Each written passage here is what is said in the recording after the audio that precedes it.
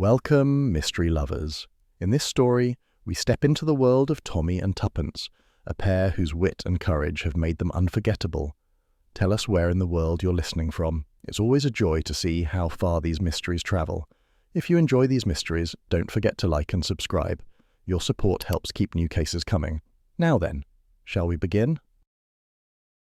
Tuppence Beresford was not a woman easily startled, but the sharp crack of porcelain against the drawing-room tiles was unmistakable.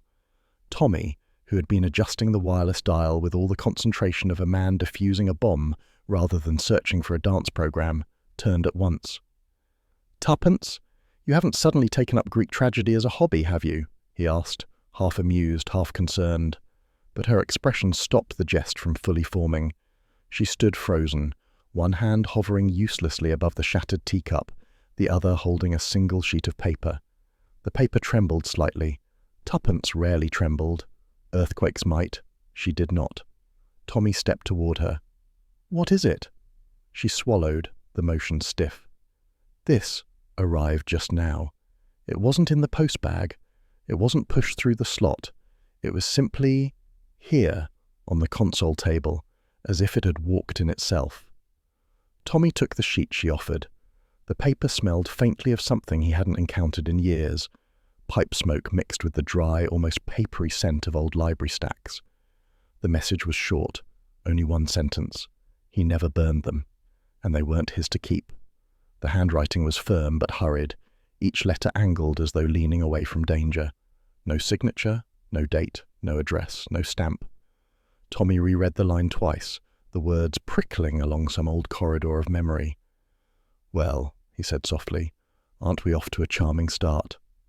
Tuppence let out a breath. "You recognize it, don't you? The implication, I mean."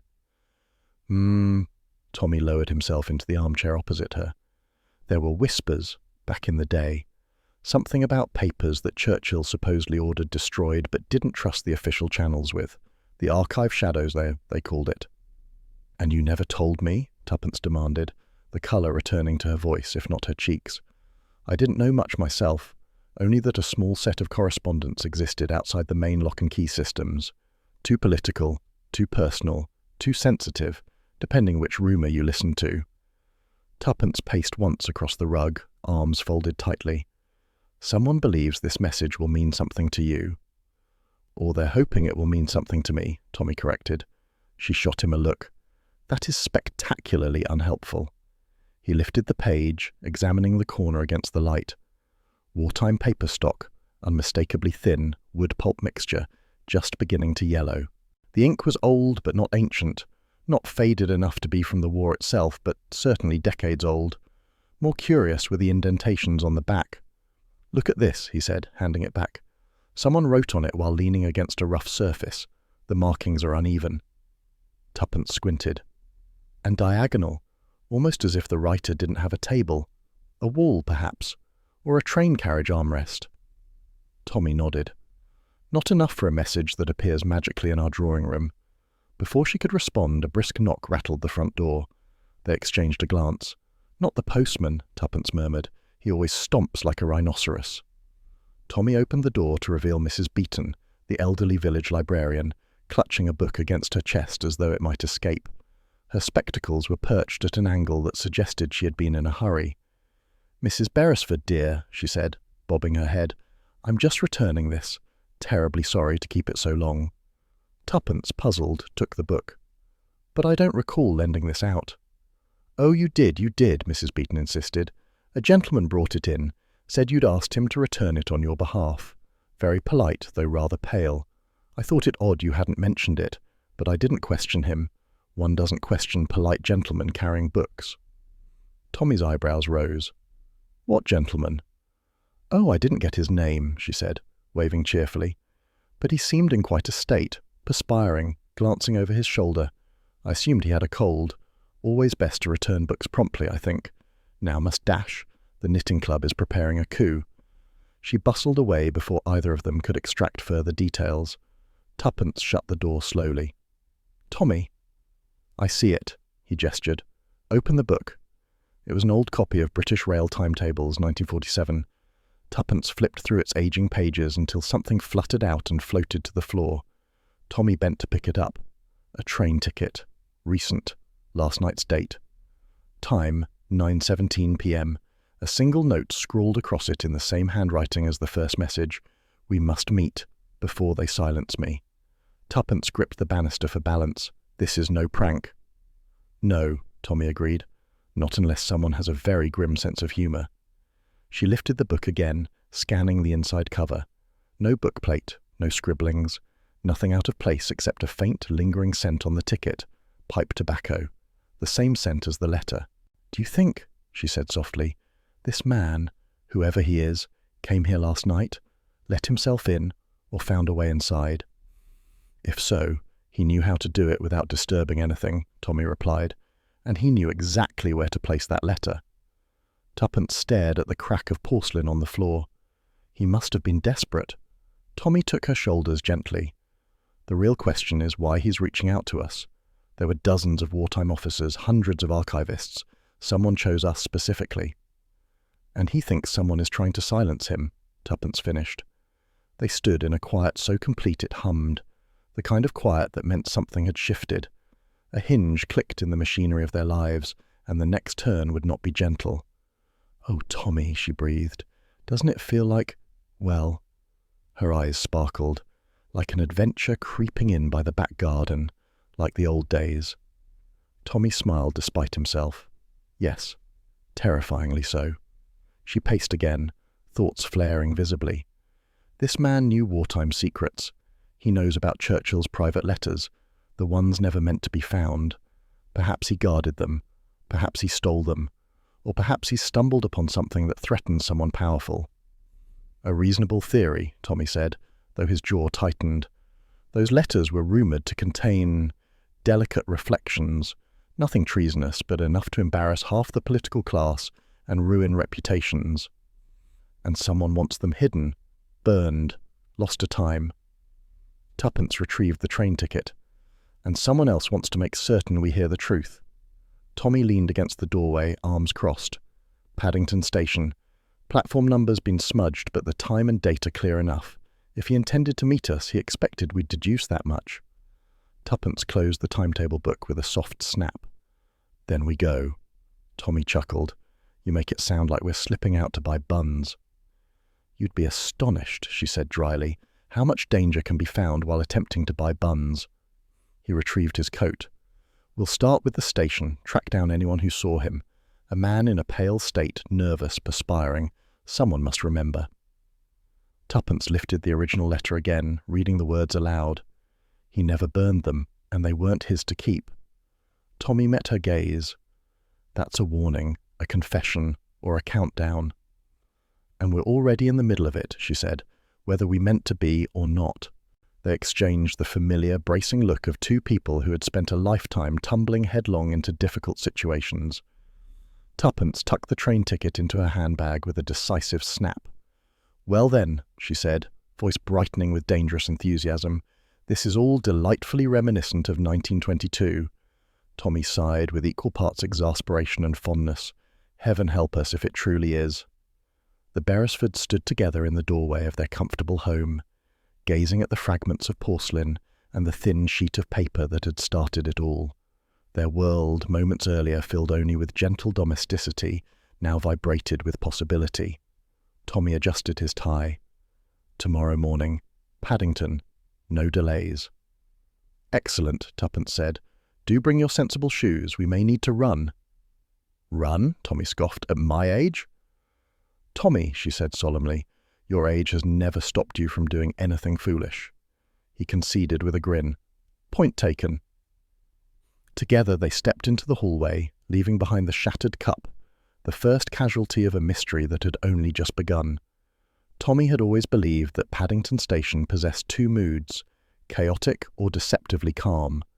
That morning it leaned toward the latter, humming with that subdued industry particular to London commuters.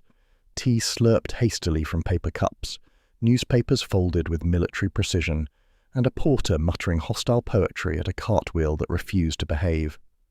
Tuppence, however, was not examining the scenery. She was surveying faces. He said 9:17, she murmured, turning the train ticket over in her gloved hand. If the man meant last night, perhaps he habitually appears here around the same time. Habit is humanity's most reliable flaw. Tommy scanned the platform. He would have sought visibility without being obvious. Someone nervous, perhaps a bit pale, glancing around. He trailed off. Or someone with shoes that tap. Tuppence followed his gaze. A thin man in a shabby brown coat stood near the timetable board. His shoes tapped unevenly, one heel catching the platform with a faint scrape. Not a rhythmic tap, not the casual beat of impatience, rather a jittery, involuntary tremor.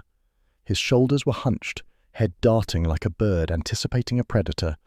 Every few seconds he consulted a pocket watch with a trembling hand, then looked over his shoulder. "There," Tuppence whispered. "The shoes." Tommy nodded. "Shall we?"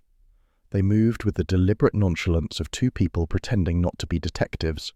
Tommy approached first, his tone light, even friendly. "Excuse me, old chap, but—" The man's eyes widened. Whatever he saw, Tommy's face, Tuppence just behind him, or simply the culmination of his own fear, snapped an internal wire. Without a word, he bolted, weaving through travellers and luggage like a startled hare. "Tommy!" Tuppence cried. "I see him, this way!" They hurried after him, dodging a stack of crates and a man selling newspapers who shouted something rude about middle-aged sprinters. The fleeing man plunged into the waiting room, its door clattering loudly behind him. By the time the Beresfords pushed through, the room was mostly empty. Just a few seats, a vending counter, and an elderly couple arguing about sandwiches. Tommy scanned the space, then saw a sliver of coat fabric behind the last row of benches. "Tuppence," he murmured. "He's down." The man lay crumpled on his side, one hand tightly clutching a small leather-bound notebook. His breathing was ragged, and his face, ashen, slick with sweat, was that of a man whose strength had been bled dry long before he reached this room. Tommy knelt beside him. "Easy now. We're here. Who are you? Why did you contact us?" The man's lips parted. A faint rasp emerged. "He never destroyed them." Tuppence leaned closer. "Who? Churchill?" The man blinked once. Slow, pained. "Trusted. Told him to. Not his to keep." His hand spasmed once, fingers digging into the notebook as though afraid death might steal it from him. Then, with a final shallow breath, his eyes dimmed like a lamp turning low. Tommy pressed two fingers to the man's throat, though he already knew. "He's gone." Tuppence drew a sharp breath. "Oh, Tommy, and we were seconds too late." A station attendant shouted for help, attracting a railway doctor who hurried in with the brisk certainty of a man accustomed to urgent calls. He knelt, examined the body and shook his head. "Heart failure by the look of it. Poor chap, likely overexerted himself. These things happen suddenly." Tuppence frowned. People with sudden natural deaths rarely sprint through railway halls while clutching cryptic notebooks. The doctor, unimpressed by mysteries, merely shrugged. "Shock can do strange things. Best leave this to the authorities." Tommy stepped away from the body, lowering his voice so only Tuppence could hear. His last words confirm it. He meant Churchill. And documents. He carefully prized the notebook from the dead man's grip. Let's see what he died holding. The leather was cracked from decades of handling, the edges soft, the spine worn. It felt like an object that had lived too many lives. Tuppence opened it cautiously. Most pages were covered in shorthand, tight, elegant strokes that only the writer or a trained archivist could decipher. But one page stood out, a single sentence written clearly, underlined twice, "T.B. Find the widow's key."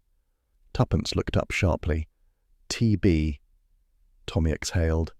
"Yes, could be my initials. Or a coincidence meant for someone else. Perhaps, but coincidences are often disguised invitations." Before Tuppence could respond, a shrill voice cut through the room. "I saw him, you know, earlier this morning." A woman in a navy coat approached, her hat pinned precariously high, her lipstick slightly crooked, evidence that she dressed more quickly than confidently. She fluttered her fingers dramatically. He was arguing with a tall man, terribly tall, menacing, handsome in a dreadful way. Tommy raised an eyebrow. Did he have distinguishing features? "Oh yes," she said solemnly. "A face." Tuppence blinked. Most do. And hair, the woman added. Tuppence's eyes narrowed. And did this tall, handsome, dreadful man say anything? Oh, plenty, the woman assured them. He said all sorts of threatening things. What sorts? Tuppence pressed. Well, things, the woman hedged. Tommy's tone softened, diplomatic. Madam, are you certain you saw him at all? The woman stiffened with affront. Of course I am. I wouldn't invent something so ghastly. But the tremor in her voice betrayed uncertainty. She scanned the room, suddenly eager to escape. Must go. Appointment. Urgent. Goodbye. She scurried away, leaving Tuppence watching her with a sceptical frown. Red herring, Tuppence declared the moment the woman vanished. She wanted attention or feared telling the truth. Either way, she muddied the waters. Tommy nodded. We'll note her. But for now, let's focus on what we do know. He flipped through the notebook again. Many pages were indecipherable at a glance, but several had small symbols, tiny daisies sketched in the corners. Tuppence traced one lightly. He favoured the flower motif. Or it meant something specific to him. Tommy turned another page. The shorthand was tighter here, compressed as though written in fear. Several words were scratched out violently. A few still readable. Vault, letter, she knows, danger. Tuppence leaned back. Whoever he was, he believed someone wanted him dead, and that we were the ones who could help. And he wanted us to find a widow, Tommy said thoughtfully. A widow with a key. Or a key belonging to a widow, Tuppence corrected, or a key named after one. Keys can be metaphors, as you love reminding me. He didn't argue. His gaze drifted back to the dead man. We never even learned his name. Before either could dwell on it, 2 uniformed constables strode in, followed by a detective sergeant with tired eyes. Scotland Yard had arrived. Right, the sergeant said briskly. Body found collapsed, yes? Witnesses? Anyone see the collapse? A flurry of confused answers followed from bystanders. Tommy kept his tone neutral. We saw him moments after he fell. He seemed distressed, spoke a few incoherent things. The sergeant scribbled notes. Doctor says heart failure. Sad business. Happens more than you'd think. Tuppence's eyes sharpened. Does it also happen that victims clutch notebooks full of shorthand about secrets and widows and urgent meetings? The sergeant gave her a weary look. Madam, London is full of peculiar notebooks. People write all sorts of things before their hearts give out. Tommy interjected quickly, before Tuppence said something incendiary. We'll provide our names. If anything further is needed, you can reach us. The sergeant nodded, but seemed disinterested in deeper probing. His conclusion had already solidified. Natural death. Nothing to see. As the yard began clearing the area, Tuppence whispered, He's wrong. You know he's wrong. Yes, Tommy said quietly, slipping the notebook into his coat. Natural deaths do not chase us through stations clutching messages about Churchill's secrets. They stepped back onto the platform, merging with the flow of hurrying commuters. Behind them lay a body, a mystery, and the lingering scent of pipe smoke. Ahead of them lay the question burning through both their minds. Who was the widow? And what key had a dying man begged them to find? They walked on, the answer waiting somewhere in London's unfriendly labyrinth. Tommy Beresford had always thought that clues hid themselves not in shadows but in craftsmanship. Ink quality, paper fibres, binding glue, all had their own languages, and after the morning at Paddington Station he spent 2 hours deciphering what the dead man's notebook had been trying to tell them. He sat at the dining table with a jeweller's loupe perched awkwardly on one eye, looking faintly ridiculous. Tuppence, who had been reorganising their notes with the precision of a woman preparing a battle plan, glanced over. You look like a cautious pirate, she remarked. Tommy didn't look up. This notebook wasn't bought off a shelf, it was issued. Government? Close. Ministry of Records, wartime distribution. Only a few dozen were made, mostly for archivists and clerical officers handling classified correspondence. Tuppence paused. Then it belonged to someone in the thick of it. Yes, and here's the real discovery. He lifted the inner back cover, stamped faintly, almost invisible without magnification, G. Pemberton. Tuppence inhaled sharply. Gerald Pemberton. Tommy, you remember the name? Every archivist did. He was the man rumoured to have vanished after mishandling Churchill's correspondence. Officially, he was reassigned for health reasons. Unofficially, Tommy lowered the loop. Unofficially, they said he knew more than anyone wished. Tuppence closed the notebook gently, almost reverently. And now he's dead, collapsed at a train station while trying to meet us. Tommy's expression darkened. We need to visit his old address. Pemberton's last known residence was a narrow terraced house squeezed between a bakery and a shuttered tailor's shop. Its brickwork was the tired kind, cleaned annually, but still determined to look older than it was. Tuppence rang the bell. A thin woman with fierce eyes and a sharp nose opened the door. She wore a floral apron that looked capable of declaring war. "Yes? What do you want?" "Mrs. Clitheroe," Tuppence asked pleasantly. "Obviously. Who are you?" "Tommy and Tuppence Beresford," Tommy said. "We're making inquiries about a former lodger of yours, Gerald Pemberton." Mrs. Clitheroe's eyes narrowed. "He's not been here for years."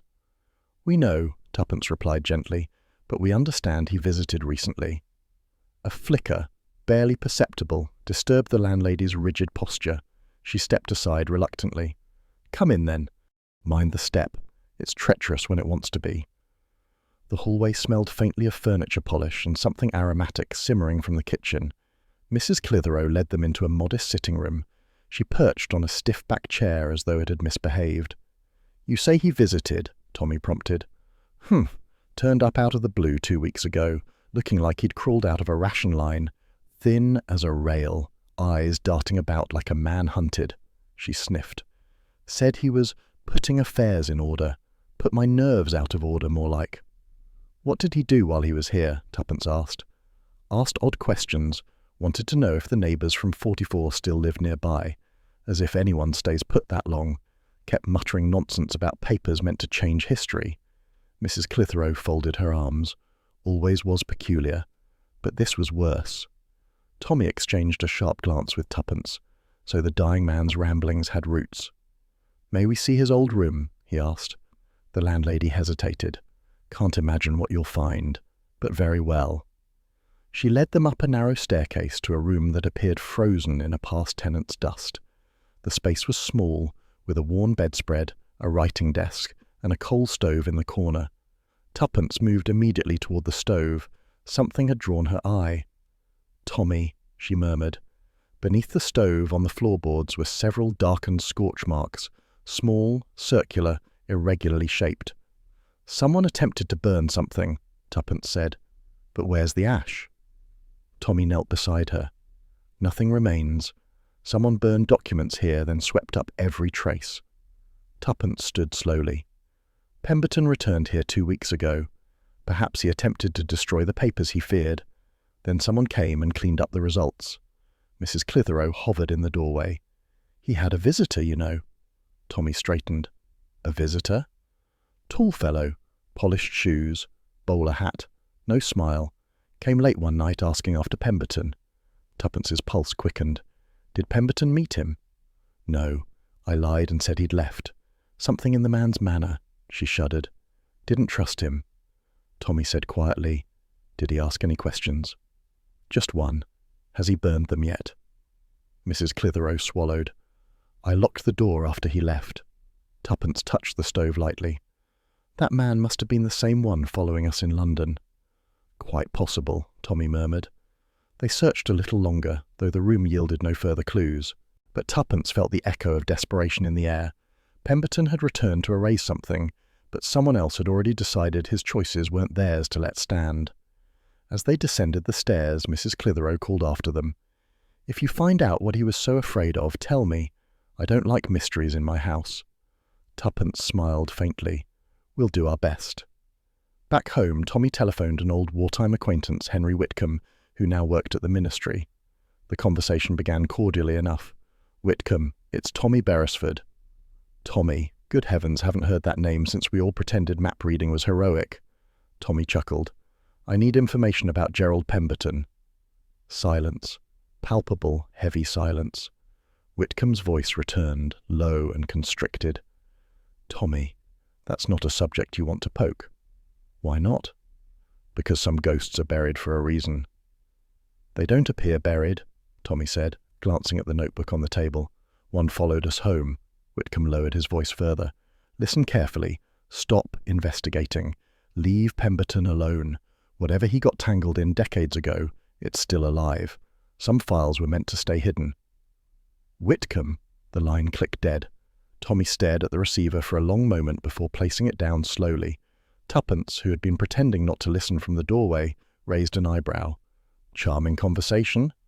Chilling, Tommy replied. She approached him, holding the notebook again. Then we must continue, he sighed. You're incorrigible. And you love me for it. I do, he admitted.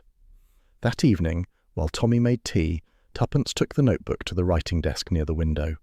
The dying man's leather-bound legacy beckoned with the quiet gravity of something unfinished. She opened it at random.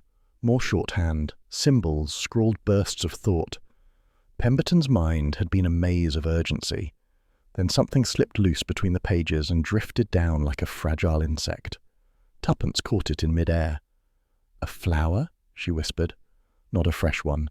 A pressed daisy, flattened meticulously, its petals papery and pale. She turned it over carefully. No writing on the petals, no note attached. Just a daisy, delicate, purposeless, strangely sentimental. She placed it on the desk, puzzled. Tommy returned with 2 cups. Find anything? A flower, she said. A pressed daisy. Why would an archivist tuck flowers into a notebook of secrets? Tommy set the tea down. Could be a marker, or a memory. Or a message, Tuppence added. She thumbed the pages again. As she neared the back, faint indentations barely visible caught her eye. She tilted the book toward the lamp. Tommy, she murmured, look.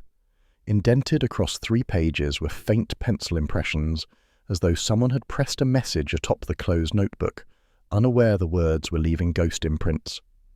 Tuppence angled the page further, revealing fragments. Widow's key. She still remembers Tommy exhaled slowly. There it is, the widow he wanted us to find. Tuppence's fingers hovered above the indentation. But who? London has thousands. Not thousands who knew an archivist in 1944, Tommy said. She closed the notebook gently. Then we begin again tomorrow with the past. And the past, Tommy said softly, seems determined not to stay past. The pressed daisy lay between them, pale against the polished wood, as fragile and as cryptic as the secrets Pemberton had carried to his grave. Tommy spent nearly an hour on the telephone, digging through old ministry directories and wartime staff lists. Only one widow fit Pemberton's clue, Edith Lorimer, former clerical supervisor in his section and one of the few who had still remembered those days. She was close to him, Tuppence said.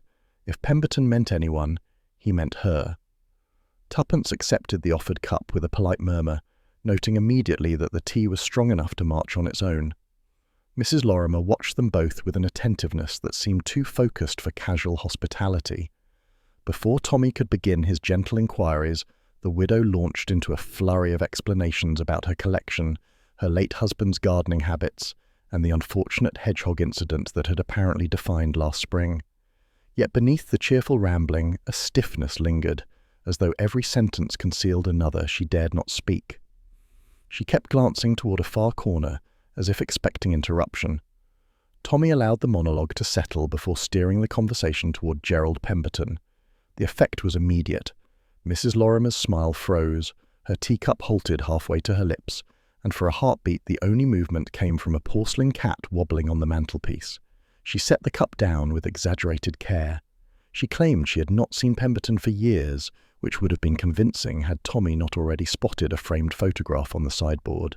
Pemberton and Mrs. de Lorimer at a wartime sorting office, both younger, both smiling with the sort of camaraderie born from shared burdens today. Tuppence approached the photograph with a casual air, brushing dust from the edge. Yet one rectangular patch near the frame's corner gleamed more brightly than the rest, recently cleaned. She exchanged a look with Tommy, who understood its implication. Someone had examined that photograph not long ago. When he gently asked the widow about the key, Mrs. Lorimer's hand jerked, sending a splash of tea onto the tablecloth. Her denial came too quickly, too insistently, a brittle barrier that cracked beneath its own urgency. Clearly she knew far more than she wished to admit, but held herself rigidly in place. At last Mrs. Lorimer exhaled. her shoulders slumping as though surrendering to inevitability. She confessed that Pemberton had come 2 nights earlier, frantic, exhausted, convinced that someone meant to kill him. He had asked for the key, a term from their wartime duties. The key, she explained, was never a physical object, but a code name representing the identity of the second guardian assigned to safeguard certain sensitive Churchill letters. She had kept the name secret for decades.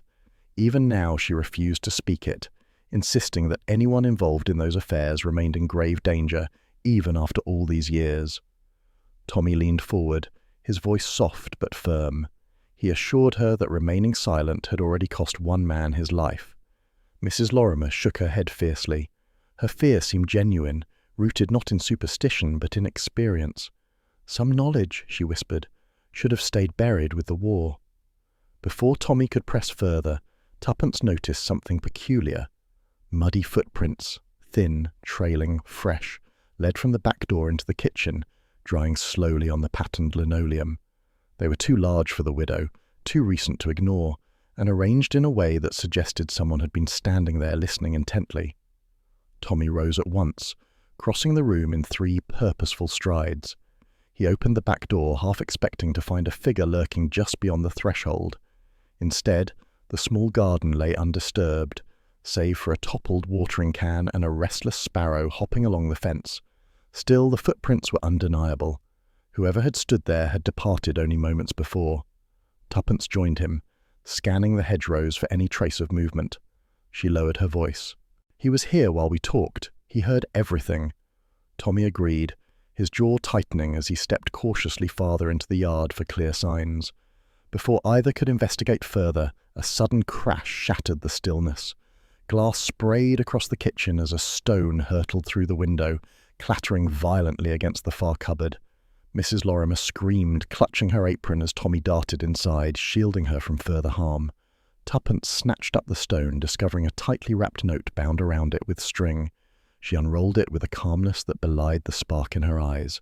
The message was brief and unmistakable. "Stop digging." Tommy swore under his breath, while Tuppence muttered that threats only made her dig twice as determinedly than before anyway. Mrs. Lorimer swayed suddenly and collapsed into a nearby chair, her complexion draining of colour. Tuppence rushed to her side, patting her hand until the widow's breathing steadied. The shock had stolen what little resolve she possessed. "Please," she whispered weakly, "leave this alone. You don't understand what danger follows those papers." Tommy crouched beside her. But Pemberton understood, and he died trying to warn us. The widow closed her eyes, tears slipping down her cheeks. He should have left the past alone. Yet even in fear she gave away more than she intended, revealing conflicting loyalties within her silence. When Mrs. Lorimer finally drifted into uneasy sleep, Tommy surveyed the wrecked kitchen. The broken window framed the outside world like an accusation. He knew the intruder must have slipped away the moment the stone was thrown, using the commotion as cover. Tuppence gathered the scattered shards of glass, studying them thoughtfully. "He wanted to frighten her," she said. "And us." Tommy nodded grimly. "Which means he believes she knows the truth." Tuppence touched the edges of the note again. "Someone is watching every step we take, and he wants us to believe he controls the board entirely right now." They waited until Mrs. Lorimer slept soundly before quietly tidying the kitchen as best they could. Tuppence aligned the porcelain animals that had toppled during the commotion, restoring them to their miniature parade on the mantelpiece. Tommy swept the last of the glass into a dustpan. The cottage, once cosy, now felt taut with invisible threads of danger. Tuppence glanced toward the back door again, imagining the faceless listener who had hovered there. "He'll return," she murmured. Tommy agreed, "which is why we must stay one step ahead." The notebook, the daisy, and the widow's terror connected unmistakably for them. Outside, the afternoon moved on as if unaware of the turmoil inside the cottage. A milk cart rattled past. Children chased a ball along the pavement. Yet for Tommy and Tuppence, the world had narrowed to one pressing question. Who was hunting Pemberton, and why did the widow fear the name of the second guardian so intensely? As they prepared to leave, Tuppence paused beside Mrs. Lorimer's narrow bed. The widow murmured a single word in her sleep, "Forgive," and clutched her blanket as though warding off memories. Tuppence touched her shoulder gently before stepping back into the hallway without speaking further. Tommy waited at the door, offering Tuppence her coat. She slipped into it thoughtfully. "What now?" she asked. Tommy locked eyes with her. "Now we proceed as Pemberton intended." He held up the notebook. "The answers lie with the widow's key, and someone is desperate to stop us finding it." As they stepped outside, Tuppence noticed fresh marks near the garden gate, a snapped twig, a boot print half hidden in the soil. Their visitor had fled hurriedly. "He was watching us leave," she said quietly. Tommy nodded. "Good. Let him watch. It means we're closer than he wishes to be now." They walked several streets before speaking again, each turning over the widow's fragmented confession. Tuppence considered the wartime protocol she vaguely remembered. 2 guardians, each knowing only half of a secret. Pemberton had been one. Mrs. Lorimer had likely been another. But who held the counterpart? And why had the widow refused to name the second guardian? Tommy pondered these questions aloud. If the key is a person, someone with access or memory, then our enemy must know the truth already. Tuppence replied, "Or believes he does, which is far more dangerous. Because false certainty drives men toward reckless acts swiftly." When they reached the main road, a motorcar passed slowly, its tinted window half lowered. Tuppence glimpsed only a silhouette inside, but the angle of the figure's head suggested watchfulness. Tommy pretended not to notice, though his hand brushed hers in silent warning. "We're being followed," she whispered. "Undoubtedly," Tommy replied, "but he won't risk a move in daylight." The car continued on, vanishing around a bend. Tuppence exhaled through tight lips. "Whoever he is, he's confident." Tommy answered, "Confidence can unravel. We simply need to tug the right thread." They resumed their pace, minds sharpening with purpose once again ahead. By the time they returned home, dusk's early hush had begun its quiet descent. Tuppence set the notebook on their dining table, flipping through the pages once more. The press daisy now seemed transformed, no longer a sentimental relic but a signpost pointing them forward. Tommy sat opposite her, sketching connections on a scrap of paper. "Pemberton sought the widow," he murmured. "The widow feared the guardian. The guardian is the key, and someone else wants that key buried forever." Tuppence tapped the daisy. "Which means it still exists, and we must find it before our pursuer does." Without any delay. As night settled around their home, Tommy locked the doors and checked the windows with deliberate care. Tuppence placed the notebook beside their bed like a relic needing protection. Neither admitted aloud the tension that hovered between them, but both felt it keenly. They had stepped into a game played long before they arrived, a game where every move could trigger unseen consequences. Yet fear was not their way.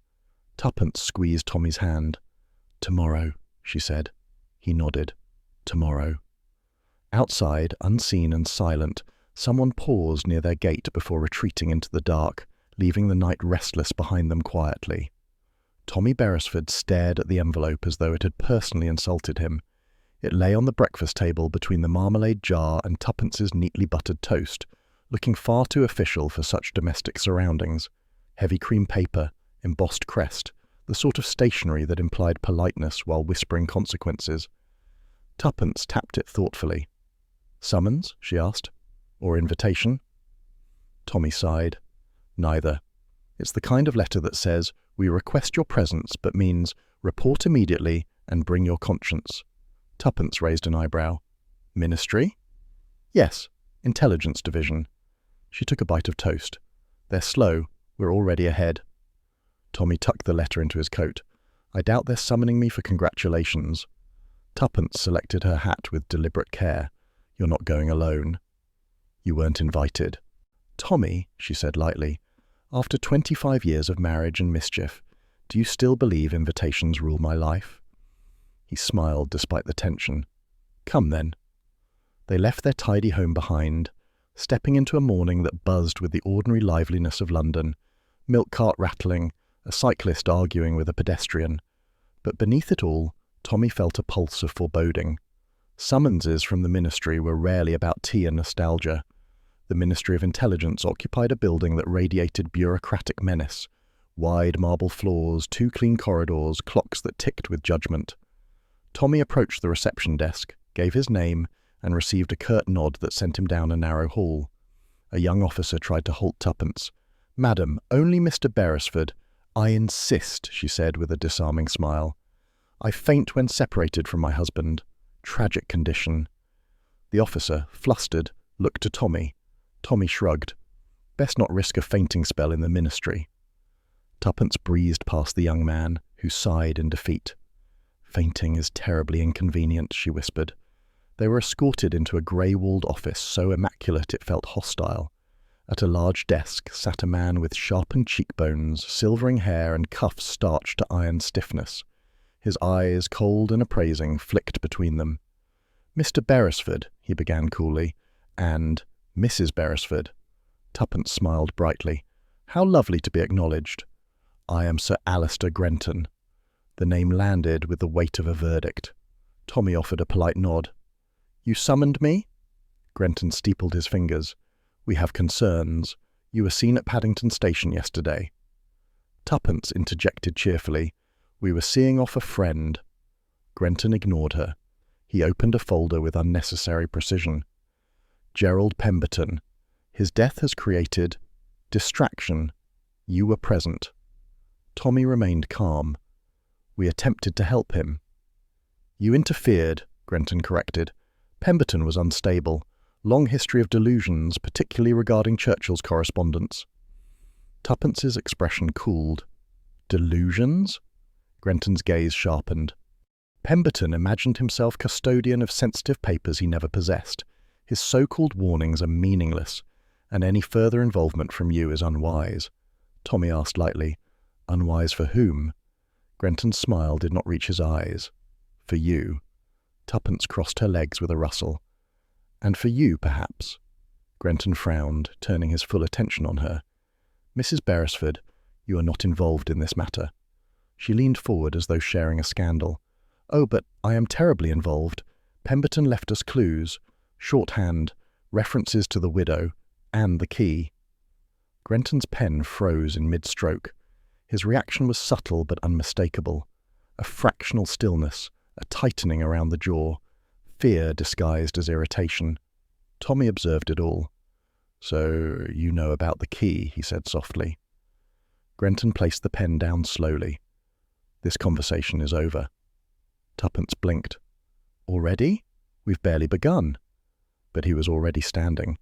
Two guards appeared almost instantly, as though Grenton summoned them by telepathy. "Escort them out," he ordered. Tommy rose calmly, Tuppence following with deliberate grace. As the guards led them down the corridor, Tuppence whispered, "He reacted to key, which means he knows something." Tommy nodded. "And he's afraid we know more."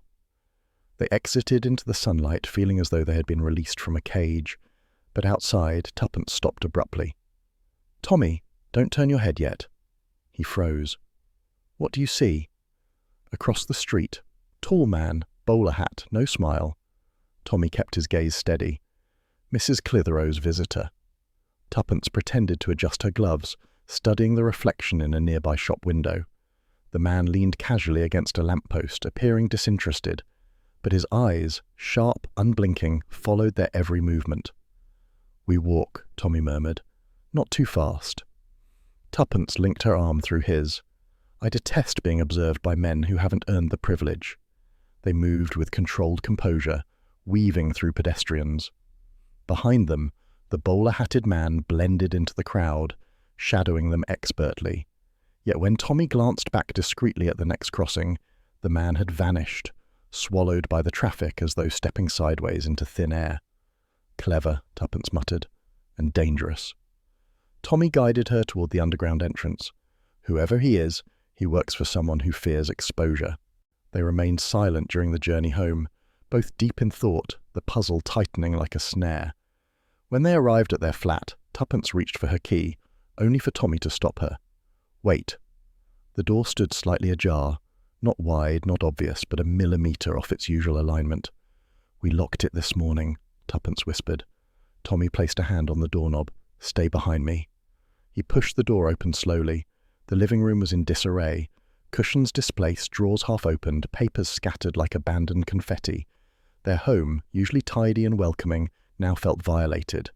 Tuppence moved carefully, scanning for danger. Whoever searched didn't want valuables. Tommy examined the open drawers. Jewellery untouched, money undisturbed. They wanted information. Tuppence checked the bookshelf. Nothing missing. Then she gasped quietly. "Tommy, the notebook." They hurried to the writing desk. Pemberton's notebook still sat there, but the pressed daisy that once lay between its pages was gone. Just the flower. No other item was taken. "He stole only that?" Tommy whispered incredulously. Tuppence nodded slowly. The daisy meant something. She opened the notebook carefully, fingers trembling slightly. He left the shorthand, the pages, the entire book, but he took the marker. Tommy paced the room. Whoever broke in knew exactly what to look for, and he knew time mattered. Tuppence examined the mantel. "Look, fingerprints." Tommy fetched a magnifying glass. "We'll call Scotland Yard. They'll dust the place." Tuppence doubted the Yard would take the intrusion seriously, but procedure mattered. When the officers arrived, one young constable eagerly took prints from the mantel, while his superior looked bored. The results came by afternoon. "Fingerprints belong to a young man we've already identified," the inspector announced. "Local lad, visiting his aunt last week. Nothing suspicious." He shrugged, clearly eager to close the case. Tommy thanked him, but Tuppence's eyes flared. "Those prints were on the top shelf," she whispered once the officers were gone. "No visitor's nephew would have reached there." Tommy nodded grimly. "A red herring, planted to mislead us, and the Yard bought it." Tuppence folded her arms. "Then we proceed without them." She placed the notebook back on the desk. "Let's assume the flower was the key." Tommy sat down slowly. "Or a pointer to the key." He retrieved a large rolled-up map from the cupboard. Wartime London. Creased, annotated, dotted with lines and circles from years ago. If Pemberton and Mrs. Lorimer were guardians, their workplaces might form a pattern.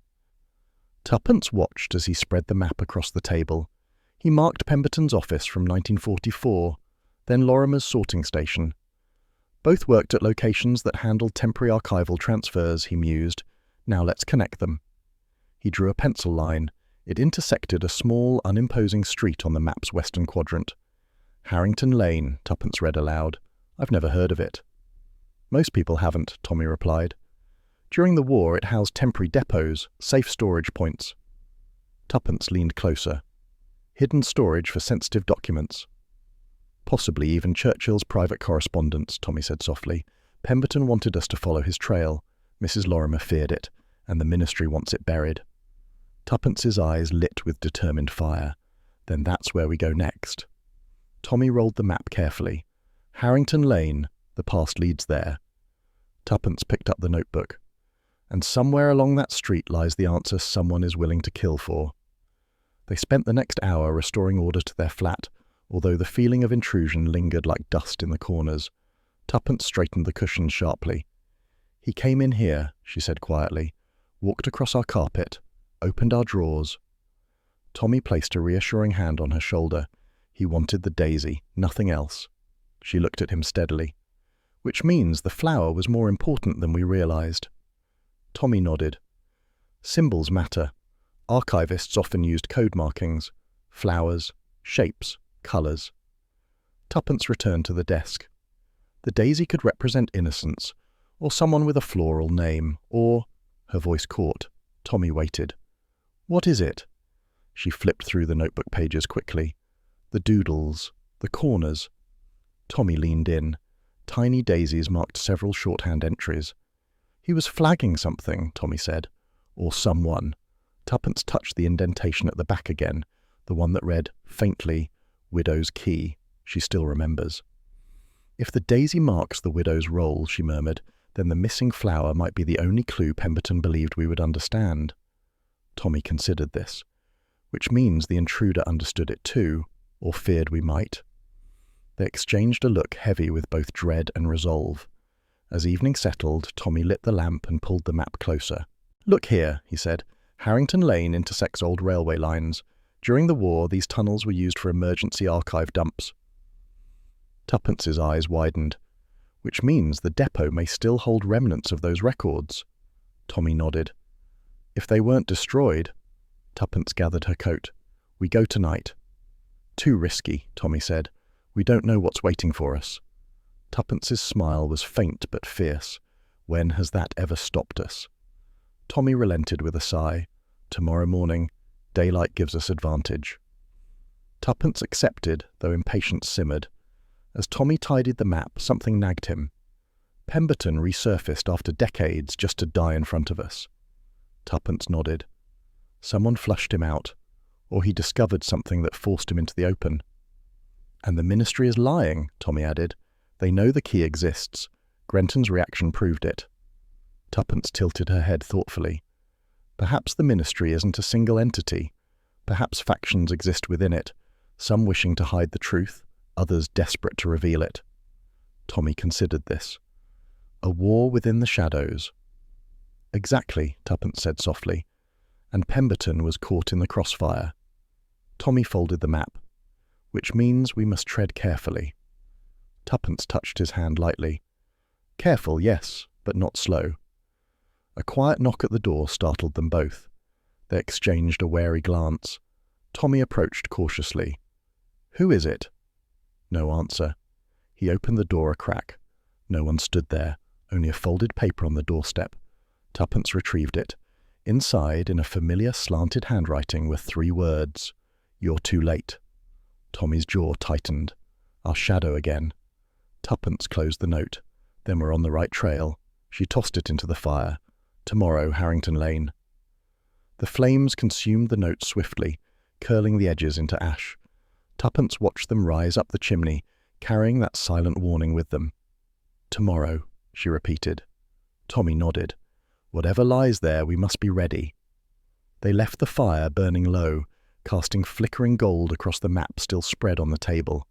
And somewhere, in the unseen corners of London, the man in the bowler hat surely watched, waiting for his next move, unaware that the Beresfords were already planning theirs. Harrington Lane did not look like the sort of street that had ever brushed against history.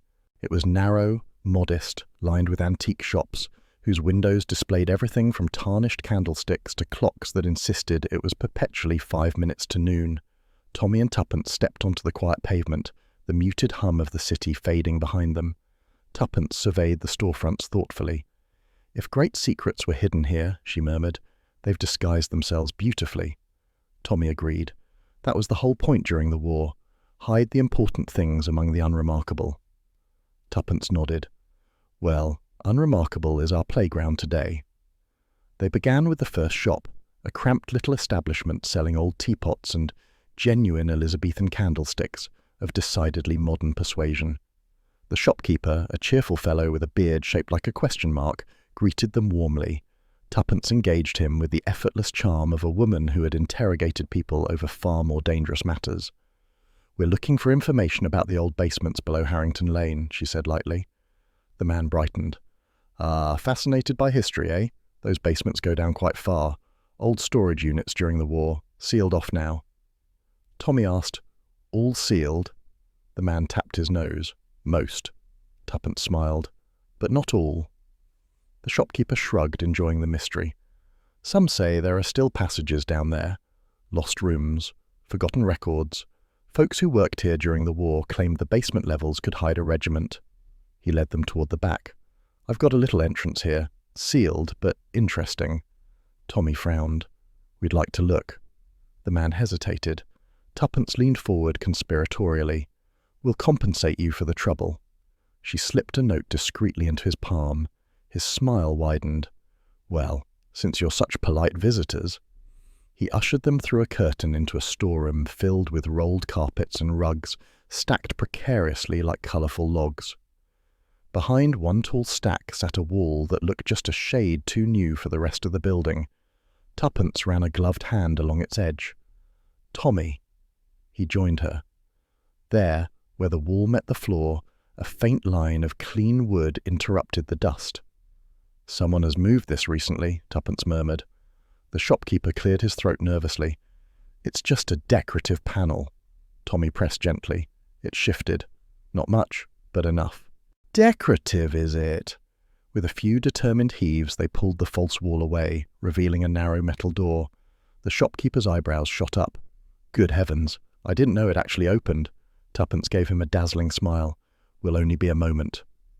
Tommy forced the handle. The latch resisted, then surrendered with a metallic groan. Darkness breathed out, deep and cool, smelling faintly of old ink and paper, a scent instantly recognizable to anyone who had ever opened an archive box untouched for decades. Tuppence whispered, "This is it." Tommy flicked on his torch. "Let's go." They descended the steep stairway carefully, listening for movement beyond their own steps. The walls were rough stone, the kind built for practicality, not aesthetics. Tuppence shivered. "It feels as though the war hasn't ended down here." Tommy nodded. Document storage basements were designed to survive bombings, solid, sealed, and forgotten. At the bottom, the passage opened into a small metal corridor lined with doors, most fused shut by rust. One door, however, stood ajar. Its rust had been disturbed, flaked away recently. Tommy touched the edge. "Someone opened this not long ago." Tuppence nudged the door with her foot. It swung wide, revealing a room just large enough for a desk, 2 metal cabinets, and stacks of decayed folders that had collapsed into mouldering heaps. Papers lay scattered, some half-burned, some brittle with age. Tommy stepped inside, his light sweeping across the room. "Look at this." Tuppence joined him, examining the remnants. It must have been a temporary archive dump. Tommy knelt beside one of the metal cabinets. The left one was heavily rusted, corroded, entirely shut, but the right was clean, polished almost. "That's odd," he murmured. Tuppence leaned over his shoulder. "It's untouched." He opened it slowly.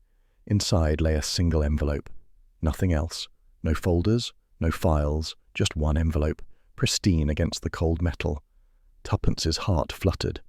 This was placed recently. Tommy removed it with care, opening the flap. Inside was a pressed daisy, perfectly preserved. Beneath it, a scrap of paper held 3 words: St. Martin's Crypt, midday. Tuppence stared at the daisy. "Another one," Tommy frowned. "Someone wanted us to find this." "Or wanted to lure us somewhere," Tuppence replied. "This feels like an invitation or a trap." Tommy searched the floor with his torch. More footprints. Tuppence crouched. Worn soles.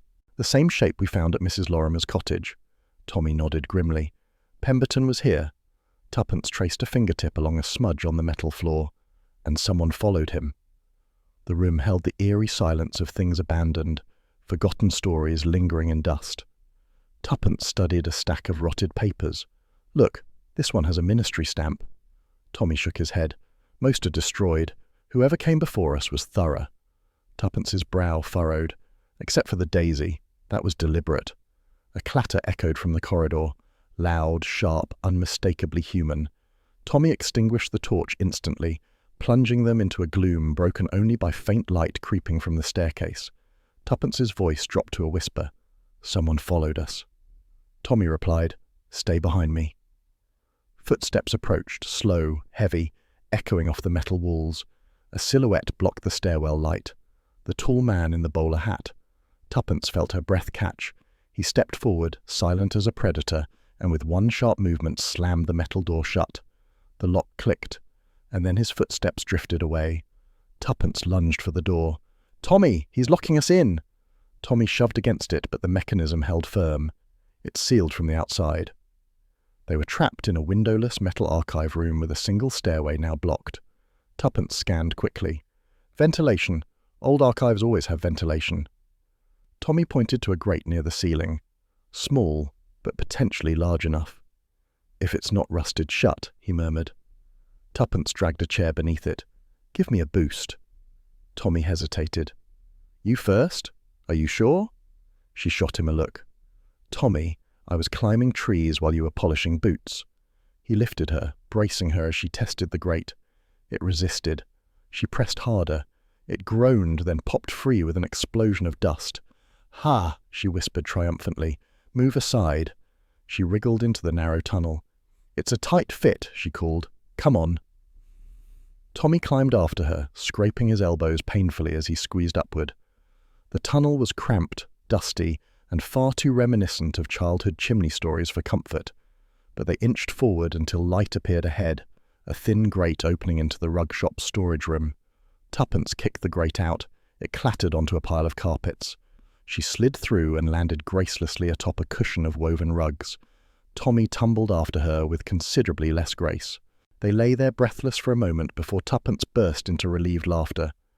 "We're alive," Tommy groaned. "Barely." The shopkeeper ran in, startled. "What on earth?" Tuppence stood, dusting herself. "We took an unconventional path out." Tommy pulled himself upright. "Someone locked us in your basement." The shopkeeper paled.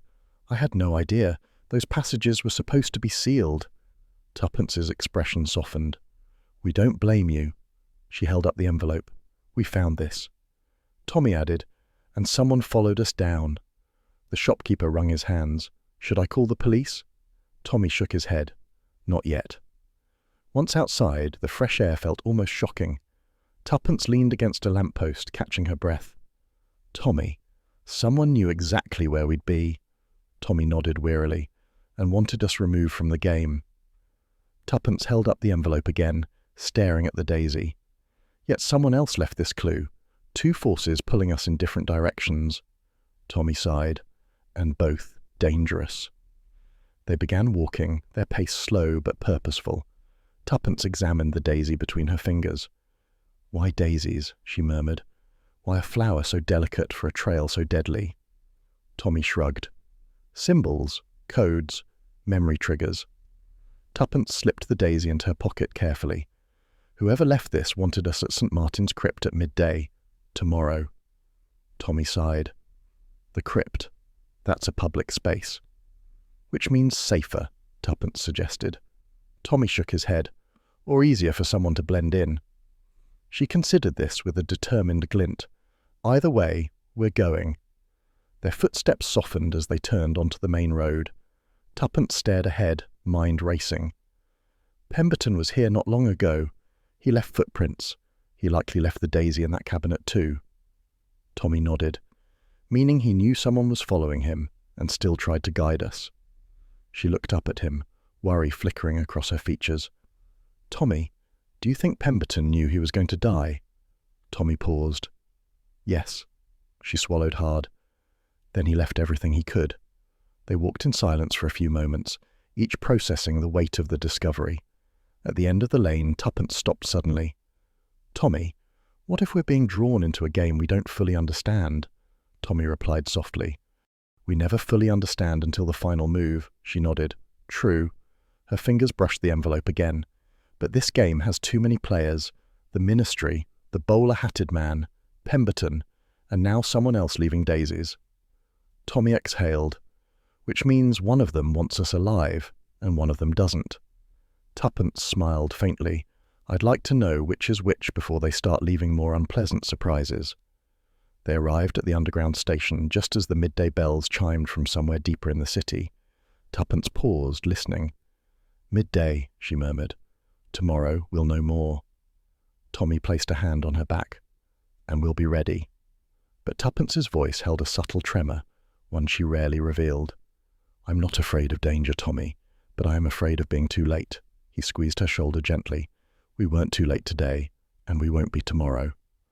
Her eyes softened. "Promise?" He nodded. "Promise." As they stepped onto the train, Tuppence glanced back down the platform one last time. A shadow moved behind a pillar by the stairwell, elongated, still, unmistakably watching. But when she blinked, the figure slipped away, disappearing into the flow of commuters. She turned back to Tommy. "We're still being followed." Tommy nodded. "Let them follow. We know the direction now." Tuppence clutched the envelope. "Someone thinks we'll lose this game." Tommy offered a small smile. "Then let's do the opposite." Together they stepped inside the carriage, the doors closing with a final decisive thud. As the train carried them away, Tuppence looked at the pressed daisy once more.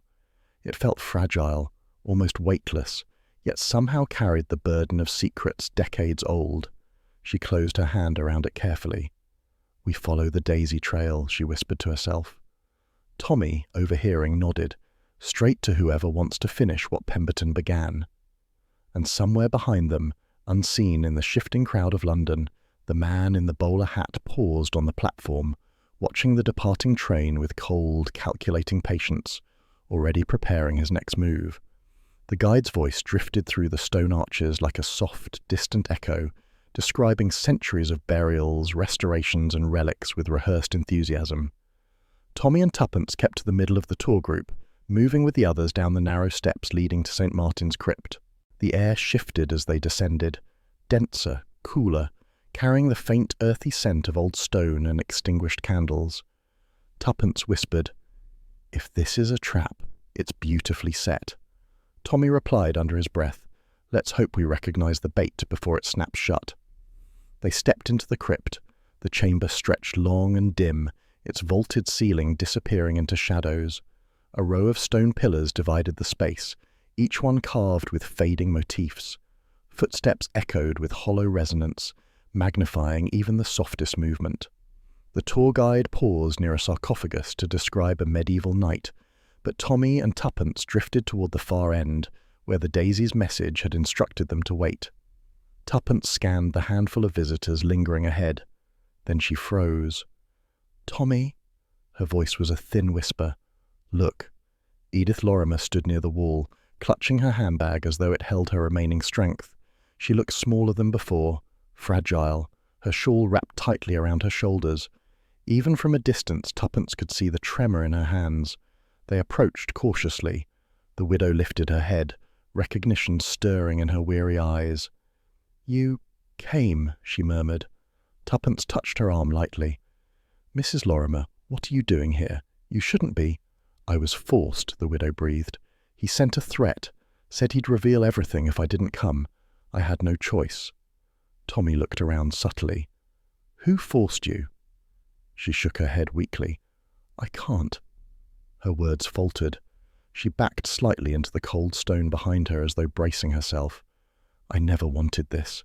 Gerald begged for help. She swallowed hard. "I didn't tell him. I didn't—" A sharp crack, muffled but unmistakable, sliced through the crypt. For an instant, the sound didn't register as a gunshot. It echoed too strangely, buried itself in the stone. Then Edith Lorimer's expression changed. Shock, pain. Her shawl blossomed red. Tuppence gasped. "Mrs. Lorimer!" The widow collapsed, her body folding onto the cold floor. Tommy reacted instantly, shoving Tuppence behind the nearest pillar. Visitors screamed. The guide froze mid-sentence. A woman dropped her handbag. People scattered, their cries ricocheting off the stone walls, amplifying the chaos. Tommy peered around the pillar for a split second. A figure darted into the far tunnel, the same tall silhouette, the bowler hat barely visible in the dimness. "He's escaping," Tommy hissed. But chasing him blind into the tunnels would be suicide. Tuppence knelt beside Mrs. Lorimer, lifting her gently. The widow's breath fluttered, shallow and fading. Her eyes were half open, unfocused. Tuppence pressed her hand. "Hold on, Edith. Help is coming." But, as she adjusted the shawl, something crinkled beneath the widow's glove. Tuppence found a tiny folded scrap of paper tucked into the seam. She slipped it free with trembling fingers. 5 words scribbled urgently. "The key isn't what you think." Tuppence read it silently, her heartbeat hammering. Mrs. Lorimer's lips parted. "I'm sorry." Then her eyes drifted shut. Her body stilled. Tuppence bowed her head, tears filling her eyes. Tommy's voice was tight with anger. "He killed her in a church crypt." Tuppence stood slowly, grief sharpening her resolve. "No," she whispered. "He executed her." Sirens wailed moments later as panicked visitors alerted the authorities. Scotland Yard descended upon the crypt with the efficiency of men accustomed to tragedy. Inspector Marvel, a stout man with sardonic eyebrows, took command. "Clear the area," he barked. "Everyone outside. You two stay where you are." Tommy folded his arms. "We're witnesses." "You're also trouble," Marvel muttered. "What happened?" Tuppence answered sharply. "She was shot. Murdered." Marvel scribbled notes. "Looks like a robbery gone wrong. Handbag knocked over. Money half out." Tuppence nearly choked. "Robbery?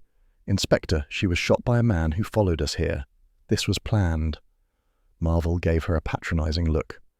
"Mrs. Beresford, not every death is a conspiracy." Tuppence shot back. "But this one is." Tommy intervened calmly. "Inspector, we've been involved with Mrs. Lorimer for several days. She received threats." Marvel raised a brow. "And you didn't report this?" "Because she was terrified the ministry would interfere," Tommy said quietly.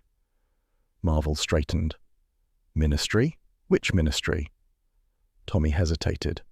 "Tuppence cut in. The one that's been lying to us." Marvel sighed dramatically. "Well, unless you have something useful, something not involving cloak and dagger fantasies, you're hindering an active investigation."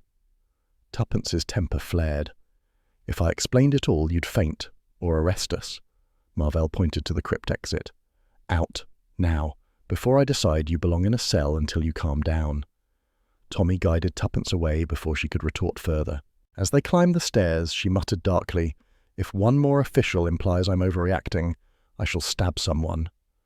Outside, the courtyard pulsed with the chaos of shaken tourists and flashing lights. Tommy guided Tuppence to a quieter corner. Her hand still shook faintly. "She was terrified," Tuppence whispered. "Someone forced her here just to kill her." Tommy placed a hand on her shoulder. "And she left us a message." Tuppence unfolded the scrap again. "The key isn't what you think." Tommy stared at it. "So, we assumed wrongly." "We thought the key was a person," Tuppence said. "But it must be something else." Tommy nodded. "Something connected to the daisies." They returned home in a fog of grief and determination. Tommy didn't turn on the lights, habit from years of being cautious after dangerous meetings. Tuppence removed her coat, her movements mechanical. "She deserved better," she murmured. "She tried to protect Pemberton, and us." Tommy poured her a glass of water. "We'll finish what she started." Tuppence sat at the dining table, opening the notebook again. She stared at the indentations left by Pemberton's frantic writing. "Tommy," she said softly, "the key isn't a guardian. It's something else entirely." He sat beside her. "We need to re-examine everything." She stood abruptly. "I need the photograph album, the one from your wartime archives." Tommy fetched it from the cabinet. Tuppence flipped through the pages until she found the photograph they needed. A clerical registry team from 1944. Rows of young men and women stood beside stacked boxes and ledgers. Tommy pointed. "There's Pemberton," Tuppence nodded, "and Mrs. Lorimer." But something else caught her eye. Daisies, pinned to several tunics. Not decorative, identical, deliberate uniform. A symbol. Tommy leaned closer. "Why daisies?" Tuppence flipped to the back of the album, searching for annotations. "Look," she said suddenly. "Here, a partial name." Under one blurred face, almost obscured by water damage, a faded caption remained. "Well," Tommy frowned. "Threadwell? Harwell? Or something, well." Tuppence traced the damaged area. "Whoever that is, he wore a daisy, just like Pemberton, just like someone else." Tommy took a deep breath. "The third archivist." Tuppence's voice dropped to a whisper. "Yes, we need to find him." But before pursuing that thought, the sorrow returned. Tuppence rested her head briefly in her hands. "I can still hear her voice," she whispered. She was so frightened, and the moment she tried to speak plainly, he silenced her. Tommy placed a hand on hers. "She wanted us to know the truth. That's why she hid that scrap in her glove." "But what truth?" Tuppence murmured. Then she looked up sharply. "Tommy, she said she didn't tell Pemberton something. What if the key isn't a person?" Tuppence said slowly. "It's the object, the little brass daisy Pemberton meant us to find. Or a code, or even a place." Tommy waited. Tuppence continued. "What if the key is an object, something symbolic, something marked by the daisies?" Tommy considered. The pressed daisies, one in the notebook, one in the cabinet, one the intruder stole. Tuppence nodded. Pemberton was marking a trail, and the daisies point to whoever handled the forged or hidden letter. Tommy froze. "Forged?" Tuppence nodded slowly. "Why else would someone kill to hide correspondence? A forged letter among Churchill's private archive. It could destroy reputations, careers, political alliances." Tommy's expression hardened. "And someone used the daisies as identifiers within their team, meaning the key could be the object that reveals which letter is the forgery." Tuppence stood abruptly, adrenaline firing through her grief. If we find the third archivist, we might learn the truth. Tommy nodded. We need to locate him, quickly, before the bowler-hatted man reaches him first. Tuppence lifted the photograph. He's here, unknown, but here. And he's still alive. Mrs. Lorimer said she still remembers, so the archivist must be the one who left the daisies. Tommy took the album. Let's look at all the registry offices from that year. Find staff lists, transfers, reorganisations. Tuppence nodded. I'll contact Mrs. Clitheroe tomorrow, see if she recalls other names. She paused, suddenly exhausted. Tommy, the crypt. I keep seeing it. I keep hearing that shot. He wrapped an arm around her shoulders. We'll carry her memory with us, but we move forward. Tuppence closed her eyes briefly. Yes, forward. They spent the next hour poring over notes scattered across their table, connecting details like threads in an intricate web. Tuppence found a list of clerical staff transferred from Pemberton's division after the war. Several names had been crossed out with thick pencil. Tommy pointed. Look, Threadwell. The name fits the caption. Tuppence felt a shiver. Dr. Isaac Threadwell, archivist. Retired decades ago. Tommy scanned the sheet. He scanned. Location, Coastal Nursing Home. Tuppence nodded firmly. We go tomorrow, before our shadow reaches him. But an unease lingered around them. They felt watched, even inside their home. Tuppence approached the window and looked through the curtain. The street was still, but an empty cigarette butt near the gate caught her eye. She whispered, "He was here." Tommy joined her. "Which means he'll know where we're heading soon." Tuppence turned back to him, resolve blazing through her sorrow. "Let him follow. He's one step behind. He thinks we're lost." Tommy nodded. "Then we prove him wrong." Tuppence placed Mrs. Lorimer's scrap of paper on the table between them. "The key isn't what you think." "She was trying to save us," Tuppence murmured. Tommy squeezed her hand. "And we'll honour her by finishing what she started." Tuppence exhaled. "Tomorrow we find Threadwell, and then we follow the daisies." As they prepared for bed, the photograph of the registry team remained open on the table, the daisy-pinned tunic staring silently back at them. Tuppence paused before dimming the lamp. "Tommy, if we don't find the third archivist soon," Tommy answered quietly, "We will." She nodded. "We must." Outside, unseen in the quiet street, the man in the bowler hat paused beneath the lamplight. He looked toward the Beresfords' window with an expression unreadable in the dim glow. Then he crushed a half-burned cigarette beneath his heel and disappeared into the night, walking with the slow patience of a hunter who believes the ending is inevitable. He would soon learn he was wrong. The coastal nursing home sat atop a quiet cliff, its gardens sloping gently toward the sea. It was a peaceful place, the kind designed to soothe old memories rather than disturb them. Yet as Tommy and Tuppence approached its modest entrance, both felt the buzzing alertness that had followed them ever since Harrington Lane. "If he's alive," Tuppence murmured, "he may be the last person who knows how deep this goes." Tommy held open the door. "And someone else may want him silent before we arrive." They exchanged a sober glance and stepped inside. The receptionist directed them down a long corridor with pale green walls and framed watercolour landscapes. At the end waited a small common room where several residents dozed or knitted. A man sat near the window, upright, hands folded neatly in his lap. His hair was white, his posture dignified. He turned as they approached, his eyes sharp despite the years. "Mr. and Mrs. Beresford," he said with a faint smile. "I wondered when you would come." Tuppence blinked. "You expected us?" "Naturally. I've been waiting for decades for someone to appear with the right questions." Tommy sat across from him. "You are Dr. Isaac Threadwell." "Once, before my hands started shaking too much to catalogue anything properly." Tuppence studied him carefully. "You don't seem surprised that we found you." Threadwell chuckled softly. "Surprise is for archivists who weren't paying attention during the war. I learned long ago that nothing stays hidden forever, especially not the truth." Tommy leaned forward. "Pemberton died trying to reach us. Mrs. Lorimer was killed in a crypt. Someone is hunting anyone connected to Churchill's private letters." Threadwell's expression sobered. "Yes, I feared as much." Tuppence removed the pressed daisy from her pocket. Threadwell's eyes softened. "Gerald's marker. He always preferred symbols over plain words, said they were harder to forge. Tommy asked, "What did the daisies mean?" Threadwell folded his hands. "A small team, 3 of us. Pemberton, Lorimer, and me.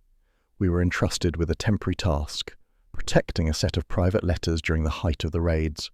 The official archives were deemed too risky, so Churchill ordered a secondary storage location." "Harrington Lane," Tuppence said quietly. Threadwell nodded. "Exactly." Tommy asked, "These letters, what was in them?" Threadwell drew a slow breath.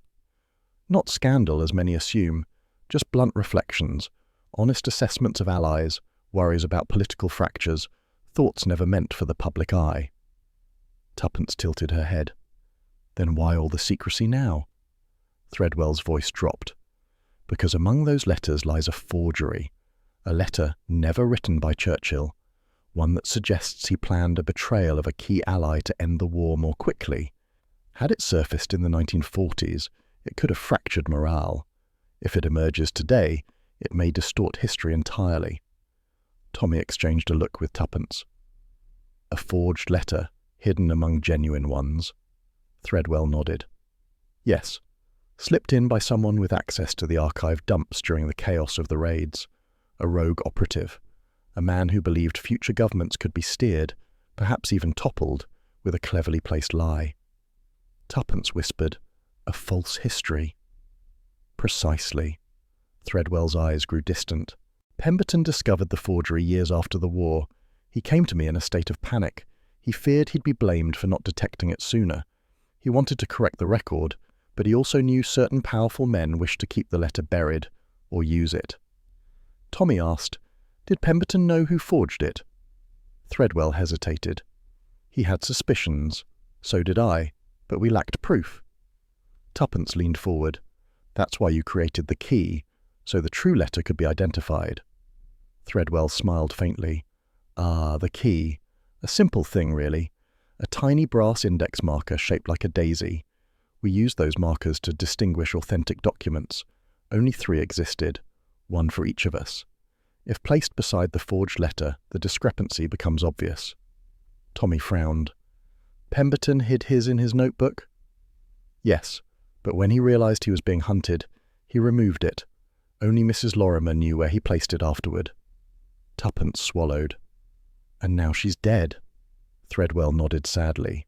"Which means the key is in the wrong hands, or soon will be." Tommy felt the weight of the revelation settle like a stone. Whoever has the key can expose the forgery. "Yes," Threadwell said softly, "and whoever controls the forgery controls the narrative of history." Tuppence asked, "Who forged the letter?" Threadwell's voice tightened. "We never proved it, but we narrowed it down to one individual, a man with ambition, access, and no conscience." He paused. "Sir Alistair Grenton." Tommy exhaled sharply. "Grenton."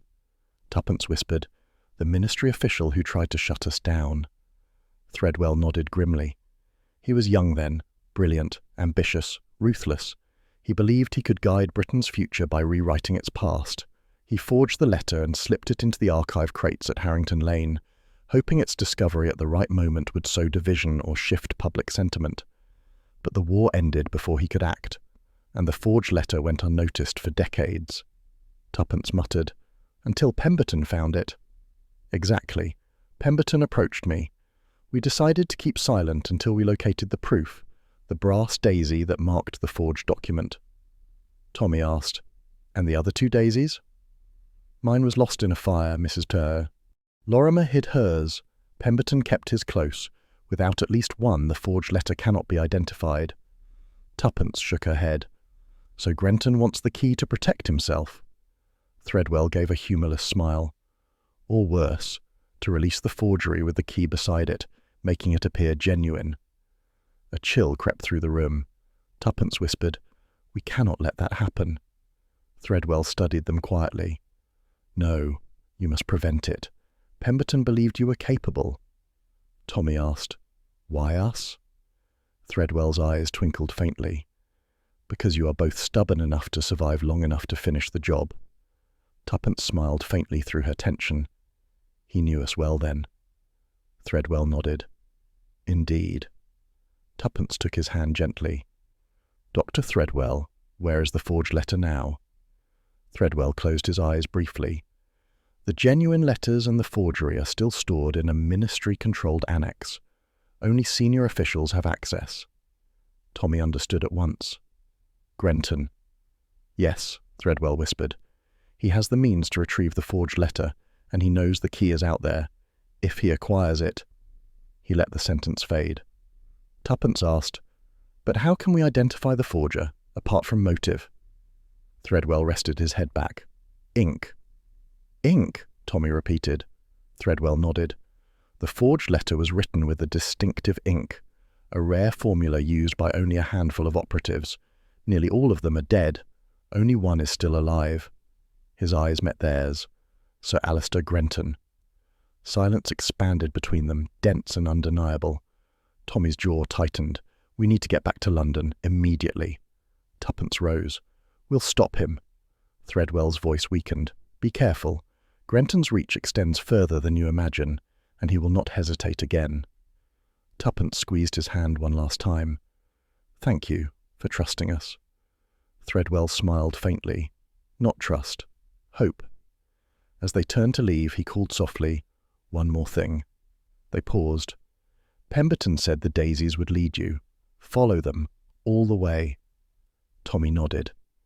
We will. Threadwell leaned back, suddenly tired. Then may God be with you. History depends on it. They hurried out, the weight of urgency replacing their earlier caution. As soon as they reached the car, Tommy started the engine. Tuppence buckled in, her voice trembling slightly. Tommy, if Grenton retrieves that forged letter, if he releases it as authentic— He won't, Tommy said firmly. Not while we're alive. The drive toward London felt like a race against the unseen.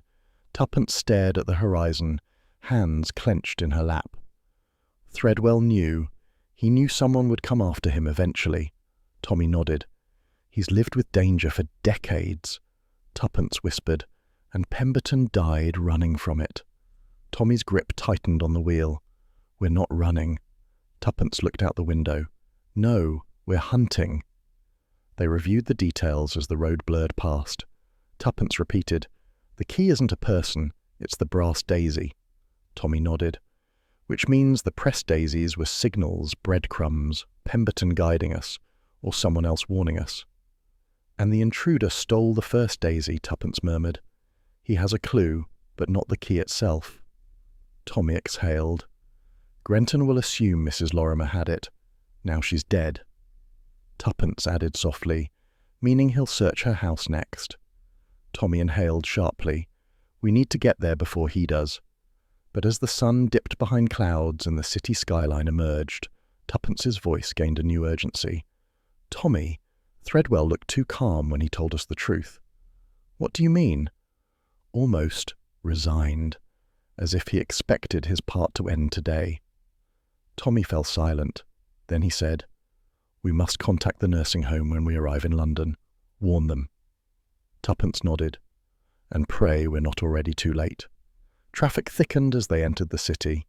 Tuppence studied the photograph album on her lap, her fingers resting on the half-blurred face of the third archivist. All these years, she whispered, 3 people guarded a truth buried under time and fear. Tommy said quietly, We'll finish what they started. Tuppence closed the album. Then we find the forged letter. And Grenton, Tommy added grimly. The car pulled into their street just as dusk began to settle. Tommy parked quickly, both of them stepping out with renewed determination. Tuppence clutched the pressed daisy. This feels like the calm before a storm. Tommy gave a thin smile. Then let's be the lightning. They hurried inside, ready to prepare for the next phase. When the telephone rang, Tommy lunged for it. Hello? A nurse's voice answered, trembling. Mr. Beresford, I'm calling about Dr. Threadwell. Tuppence froze. The nurse continued, voice breaking. He was found unconscious 10 minutes after you left. He's alive, but only barely. The doctors don't know if he'll wake. Tuppence closed her eyes in anguish. Tommy asked, What happened? It appears someone broke in. We found a cigarette butt near the garden entrance. Tuppence whispered, "The bowler hat." Tommy's voice hardened. "Thank you. Please keep him safe. We'll be in touch." He hung up, meeting Tuppence's terrified gaze. "He's moving faster," she whispered. Tommy nodded grimly. "Then so must we." Tuppence picked up the daisy again. "Tomorrow we go to Lorimer's house, and then to the ministry annex." Tommy agreed. "We follow the daisies to the end." She inhaled deeply. "And stop Grenton before history is rewritten." Tommy placed a steady hand on her shoulder. Together. Outside, on the dim evening street, a lone figure in a bowler hat paused beneath a street lamp, shadow stretching long across the pavement. He watched their window with silent intent. Then he turned and melted into the city's maze, already preparing for his next move, unaware that the Beresfords were returning to London with the truth burning in their hands like a torch refusing to be extinguished. The ministry building loomed ahead like a polished predator, silent, immovable, and entirely too confident in its own authority. Tommy and Tuppence approached its marble steps with the brisk determination of people who had already survived being locked in basements, shot at in crypts, and trailed by a man who treated subtlety as an art form. Tuppence adjusted her gloves with a snap. "If Grenton is hiding the forged letter anywhere, it will be in his private office." Tommy nodded. "And if he keeps the brass daisy, it will be there too." Inside, the reception hall buzzed with the low hum of bureaucratic order. Clerks hurried past with files, and the sharp smell of ink mingled with floor polish. Tommy kept his head down, steering Tuppence toward a corridor marked restricted personnel. She murmured, "Do we really have clearance?" He gave a crooked grin. "Not officially, but old habits die hard." He approached a door with a coded latch, one he recognized from his wartime assignments. "When in doubt," he whispered, "assume the ministry changes nothing unless forced." He pressed a familiar sequence on the keypad. The latch clicked open. Tuppence arched a brow. "You're unnervingly good at this." "Experience," Tommy replied, "and a talent for memorizing ridiculous security patterns." They slipped inside. The hallway was empty, lit by a long row of harsh ceiling lamps. Tuppence whispered, "Grenton's office is the last door on the left." They advanced quickly. Tommy paused outside the door, listening. Silence. Good. He picked the lock with a small tool he carried from an earlier career, and within seconds the handle turned. "After you," he said softly. Tuppence entered first. The office looked as though it had been polished by invisible hands, every paper stacked precisely, every surface gleaming. Minimalist, controlled, almost sterile. Only one thing felt out of place, a faint scent of old ink lingering in the air. Tuppence moved toward the large mahogany desk while Tommy checked the filing cabinets. "Everything is locked," he muttered. Tuppence opened the top desk drawer. Empty. The second, stationary. The third, pencils and paperweights. She tapped her foot impatiently. He must have a hidden compartment. Tommy knelt, inspecting the lower drawers. Found one. At the back of the bottom drawer, a false panel sat slightly misaligned. Tommy eased it open. Inside lay a small wooden tray containing 3 ink vials, each labelled with distinctive wartime codes. Tuppence's breath caught. Threadwell was right. Grenton kept the ink. Tommy lifted the vials gently. The liquid shimmered darkly. "This proves he forged the letter." "And that," Tuppence whispered, pointing to the corner, "proves everything else." Tommy followed her gaze. There, nestled in its own velvet-lined compartment, gleamed the brass daisy. The key, delicate yet unmistakably important. Tuppence reached forward with trembling fingers, lifting it as though retrieving a relic. "We have it," she breathed. "The proof Pemberton died for." Tommy closed the drawer carefully. "Let's get out before—" A click echoed in the room. A soft, metallic sound. Familiar. Deadly. They turned as one. Sir Alistair Grenton stood in the doorway, a revolver levelled calmly in his hand. His expression was not triumphant, but disappointed, like a teacher discovering his brightest students had cheated an exam. "Mr. and Mrs. Beresford," he said with a sigh. "Such initiative, such persistence." He stepped inside, closing the door behind him. The click of the latch sounded final. "I expected meddling," he continued, "but not success." Tuppence did not flinch. "We found your ink." Grenton nodded. "I assumed Threadwell might talk. Old men are sentimental, but sentiment is a luxury Britain could never afford. Tommy asked quietly, "Why, Grenton? Why forge the letter?" Grenton's eyes gleamed with cold intensity. Because Churchill was too cautious, too loyal to alliances that slowed our strategic advantage. The forged letter was meant to push him, force him into a decisive position. Tuppence scoffed, by blackmailing him with something he didn't write. "History," Grenton said sharply, "is written by those who understand what should have happened, not merely what did."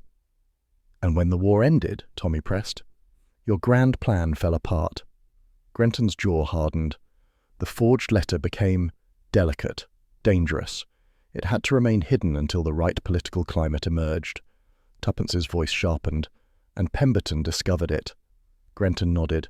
"A pity. He meant well, but loyalty to truth is rarely useful. He fled. I followed." His voice remained perfectly calm. Mrs. Lorimer also refused to cooperate. People underestimate widows. They're stubborn creatures. Tuppence felt anger flood her. "You killed her in a church crypt." Grenton tilted his head. "An unfortunate necessity. She would not reveal where the key was hidden. She still refused even after I encouraged her." Tuppence's eyes blazed. Tommy stepped slightly forward. "So now what? You shoot us too?" Grenton sighed. "I would prefer not to. You have admirable tenacity, but you've left me no choice." His finger tightened on the trigger. Tuppence spoke suddenly. "Sir Alistair, may I ask one thing?" Her tone held just enough curiosity to stall him. "Why a brass daisy? Surely a spy of your caliber could conceive a less whimsical key." Grenton blinked, thrown slightly off balance. "It was Pemberton's idea, a symbol of simplicity. He believed the greatest secrets should be marked with innocence." "Odd choice," Tuppence said lightly, "considering innocence was the one thing you abandoned long ago." Grenton's jaw twitched. Tommy saw the fractional shift of attention, just enough. He lunged. Chaos erupted. Tommy slammed into Grenton, knocking the gun sideways. The shot fired, shattering a lamp. Grenton fought with surprising strength, landing a blow to Tommy's jaw. Tuppence hurled the nearest heavy object, a dictionary, which struck Grenton's arm. The gun clattered across the floor, skidding beneath a cabinet. "Tommy!" Tuppence cried. He grappled with Grenton, fists striking, feet stumbling. With a violent twist, Grenton broke free and dove for the brass daisy, still clutched in Tuppence's hand. Tuppence reacted instantly. She slipped the daisy into her coat pocket and snapped the button shut. "Not for you," she hissed. Grenton surged to grab her wrist, but Tommy tackled him from behind, sending all three crashing into the desk.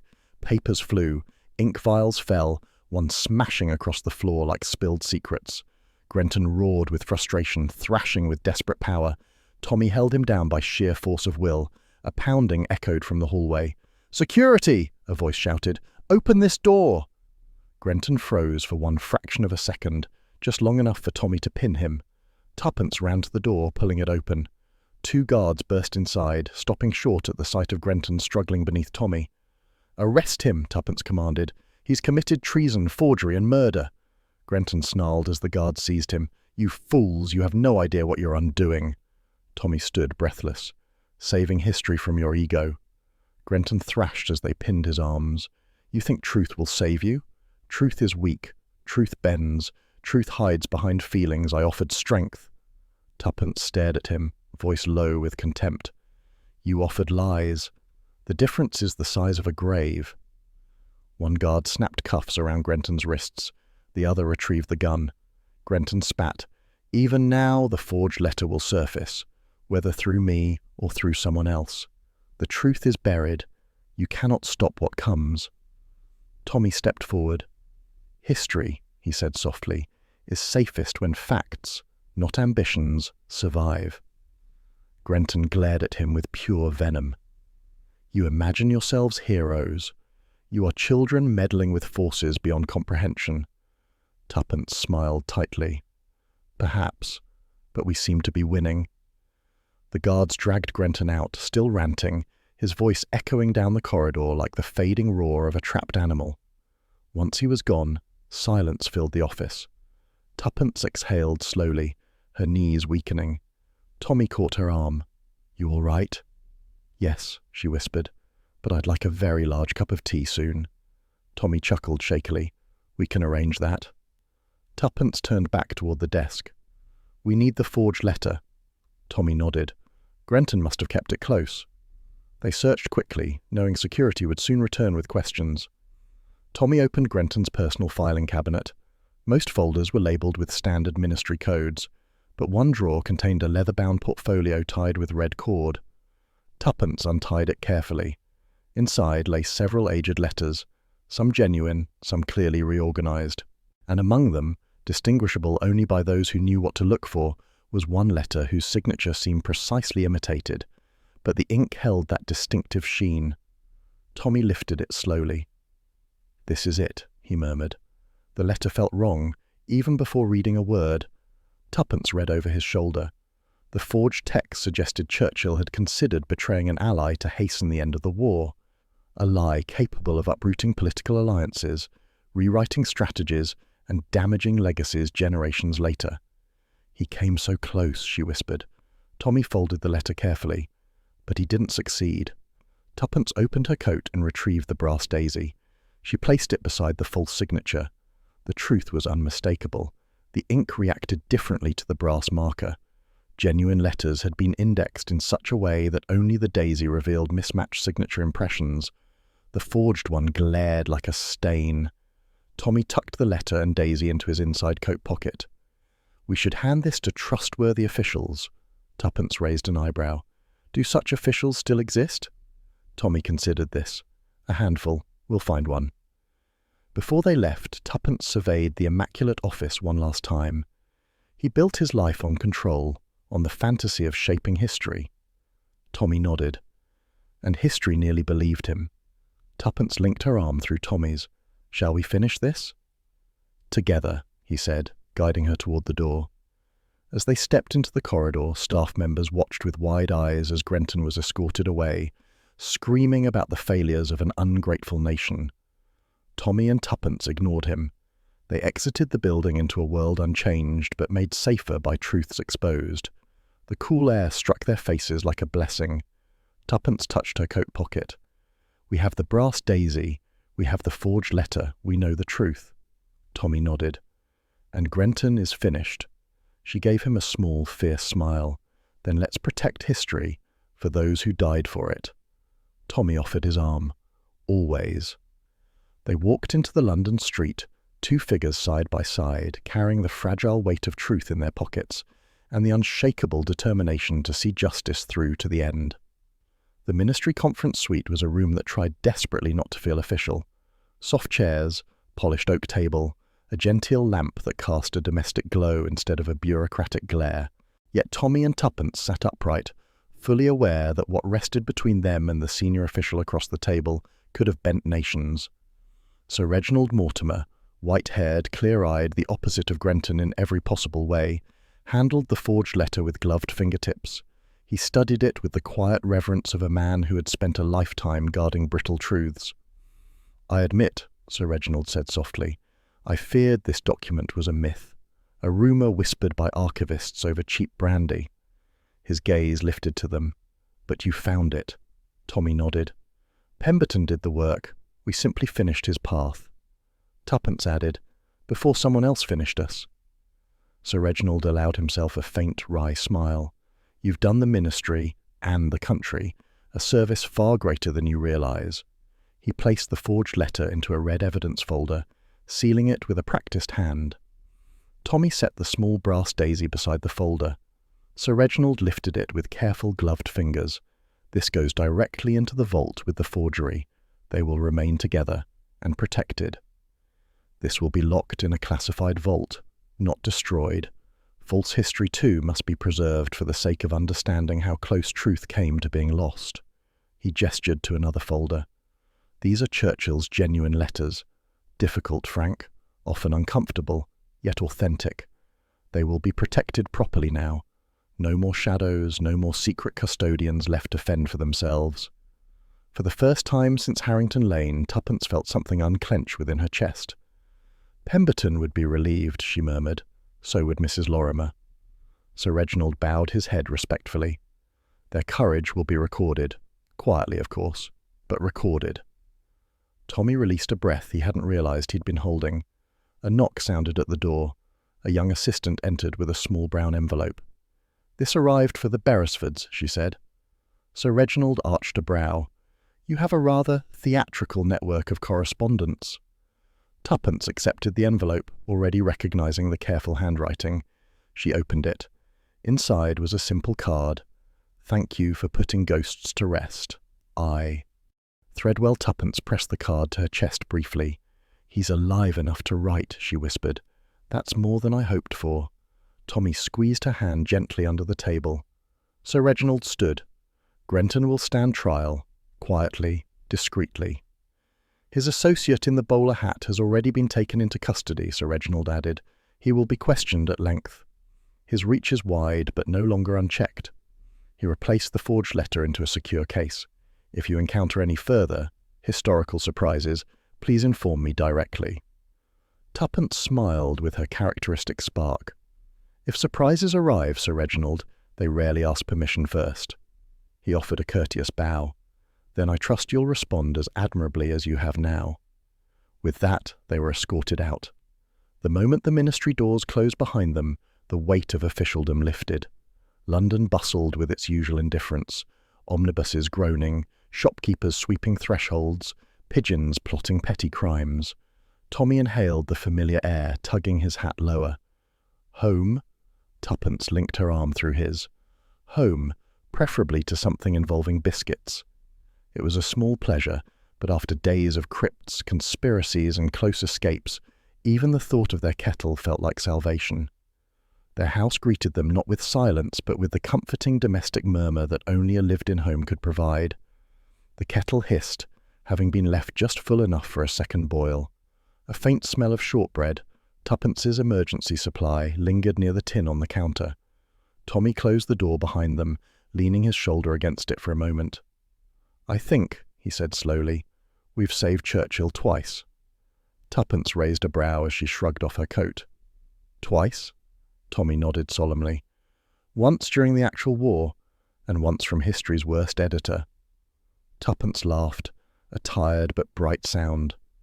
"Well, that makes me feel terribly important." Tommy kissed her cheek. "You are." She tapped his chest lightly. "If anyone did saving today, it was you. Tackling Grenton like that. Pure instinct," he said modestly. "And you?" Tuppence folded her arms with mock indignation. "I distracted a murderous bureaucrat with a philosophical question about daisies." Tommy grinned. "Brilliantly." She sighed contentedly.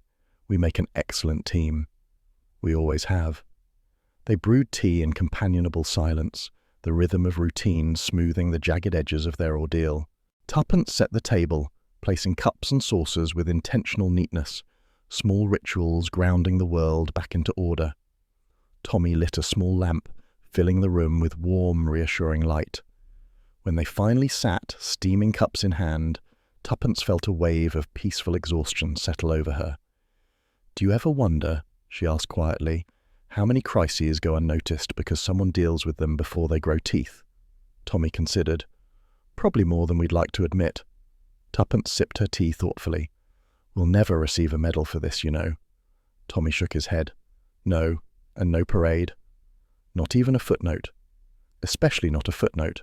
Tuppence leaned back in her chair. "Good. Footnotes are dreadfully underappreciated." Tommy chuckled, the sound rich with affection. "At least Threadwell thanked us." She brightened. "Yes, that means something." Tommy's gaze softened. "It means everything." She reached for her coat draped over the back of the chair, intending to hang it properly in the hallway. As she lifted it, something slid from the pocket and fluttered to the floor. A small, pressed object, pale, delicate, and unmistakable. A daisy, not the one she had placed there herself. This one was fresher, its petals slightly less brittle. Attached to its stem was a tiny handwritten tag. Tuppence knelt, picking it up carefully. The tag read, "For remembering truths." Her breath caught. Tommy joined her, crouching beside her. "Is it from Threadwell?" She shook her head slowly. "No. His handwriting is steadier. This is different." Tommy frowned. "Then who?" Tuppence held the daisy delicately. Someone who wanted us to know the truth is safe now, she paused, or someone who hopes we'll keep seeking it. Tommy placed a gentle hand on her shoulder. You think Pemberton slipped it into your coat earlier? Tuppence smiled faintly. Perhaps. Or perhaps it's just the universe acknowledging a job well done. Tommy nodded.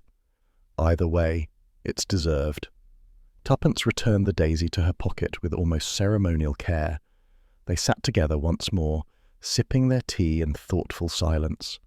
The crisis had passed, the shadows receding for now, and the warm lamp cast tranquil halos around the room. Tommy leaned back, stretching his legs. We could take a holiday. Tuppence brightened instantly. A holiday? Somewhere with sun, and no archives. Tommy teased. No forgeries, no spies, and absolutely no crypts. Tuppence raised her cup. I'll drink to that. Just as she took another sip, a metallic rattle echoed from the front door, the distinct, unmistakable clang of their postbox. Tommy groaned. No, Tuppence laughed. Yes. She rose with theatrical reluctance and crossed the hallway. A single envelope lay in the box.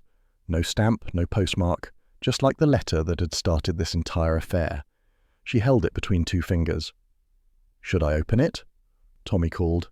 Absolutely not, Tuppence smirked. Oh, don't be dull. She stepped back into the kitchen, holding the envelope like a magician presenting her next trick. Do you suppose this one involves Roosevelt? Tommy buried his face in his hands. Heaven help us. Tuppence grinned, the thrill of the unexpected already sparkling in her eyes. Well, darling, we can't leave the mysteries of the world unanswered, can we? Tommy sighed, though affection softened the sound. Apparently not. Tuppence raised the letter. Shall we? Tommy reached for her hand. Together, he said once more. She tore the envelope open. Fade out.